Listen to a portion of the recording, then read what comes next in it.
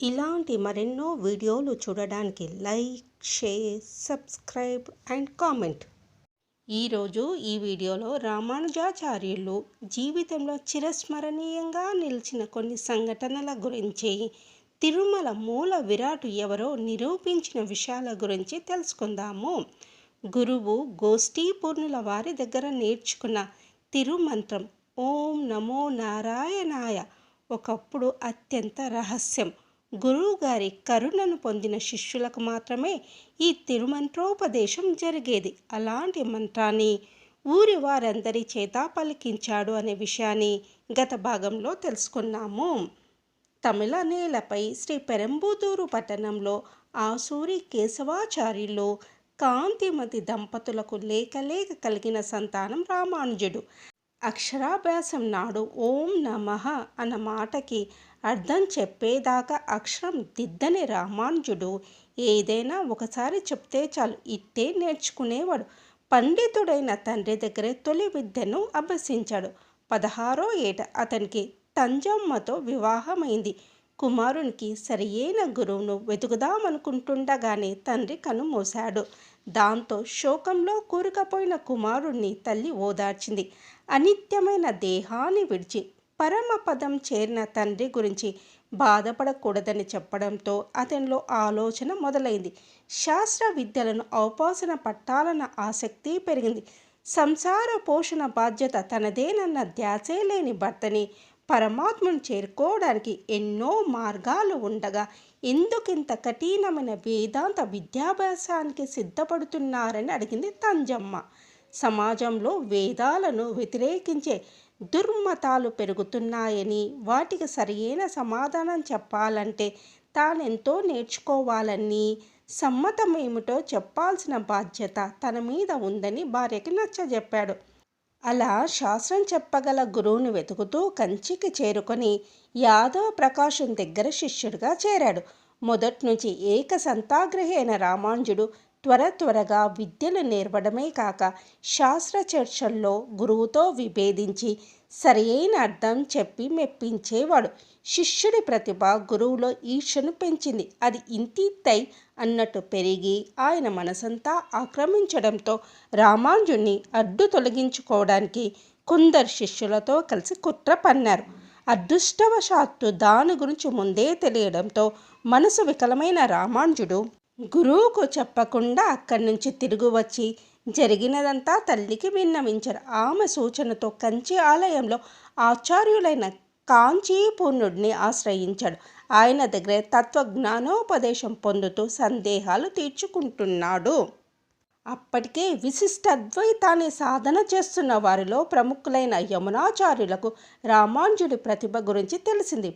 భవిష్యత్తులో రామానుజుడే ఓ ఆచార్యుడిగా పుడతారని యమునాచార్యులకు తాతగారైన నాడముడిలో ఆయనకు చెప్పడమే కాక ఆ ఆచార్యులు ఎలా ఉంటారో చెప్పే ఒక విగ్రహాన్ని కూడా అందజేశారు.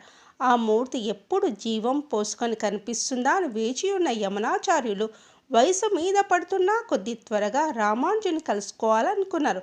యాదవ ప్రకాశుల దగ్గర రామానుజుని లీలలన్నీ వింటుంటే అతడే భవిష్యతాచార్యుడన్న నమ్మకం కలిగింది. అందుకే అతన్ని శ్రీరంగం రప్పించమని కబురు పంపారు. కానీ రామానుజుడు చేరుకునే లోపే ఆయన తుది శ్వాస విడిచారు.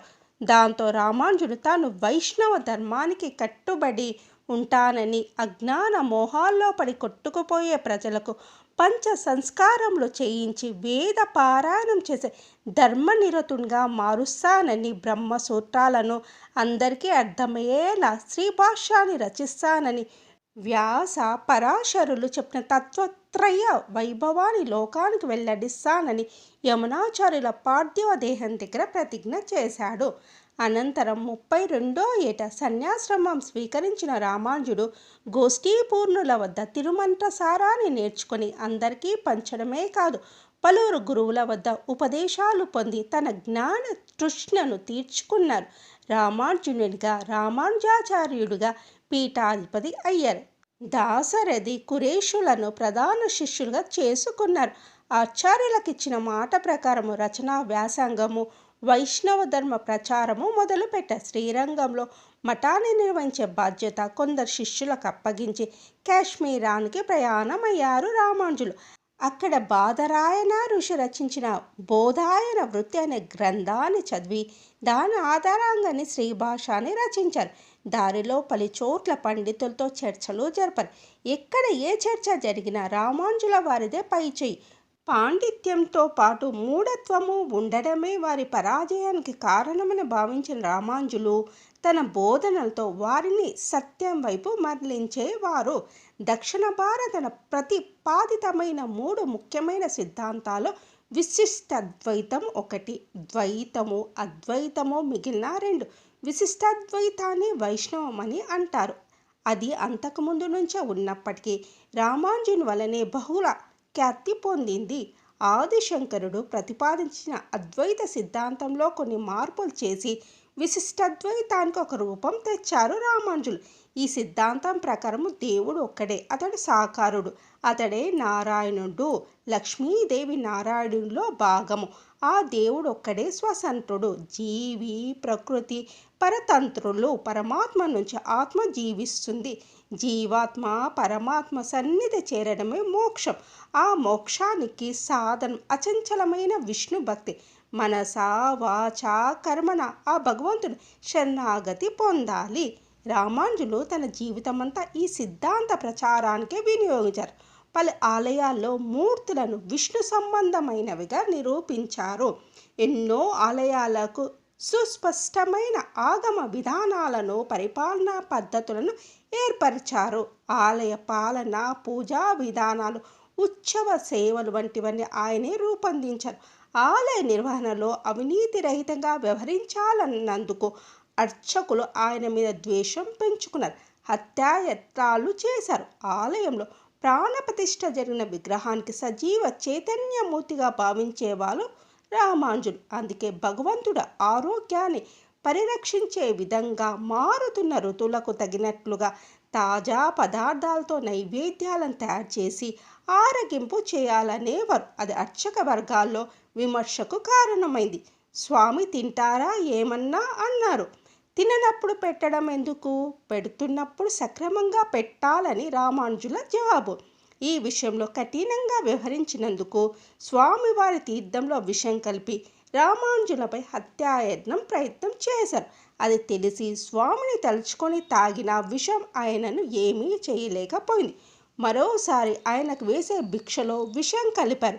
భర్త బలవంతంతో విషం కలిపిన భిక్షను రామానుజుని పాత్రలో వేసిన ఇల్లాలు కన్నీళ్లతో ఆయనకు నమస్కరించింది. భిక్ష వేసిన గృహిణి నమస్కరిస్తే సన్యాసి ఆ పూట ఉపవాసం ఉండాలన్నది నియమం. అది తెలిసి ఆమె ఎందుకలా చేసిందో అని ఆలోచిస్తూ ఉపవాసం ఉండడానికే నిర్ణయించుకున్న రామానుజులు అన్నాన్ని పక్కన పెట్టేగా అది తిన్న కాకి ప్రాణాలు విడిచింది. ఈ సంఘటనలతో కలత చెందిన ఆయన పూర్తిగా ఆహారం తీసుకోవడం మానేసి నీరసించిపోయారు. గురువు గోష్ఠీపూర్ణుల వారు కలగజేసుకొని రామానుజునికి భోజనం వండి పెట్టే బాధ్యత ఒక శిష్యుడికి అప్పజెప్పారు.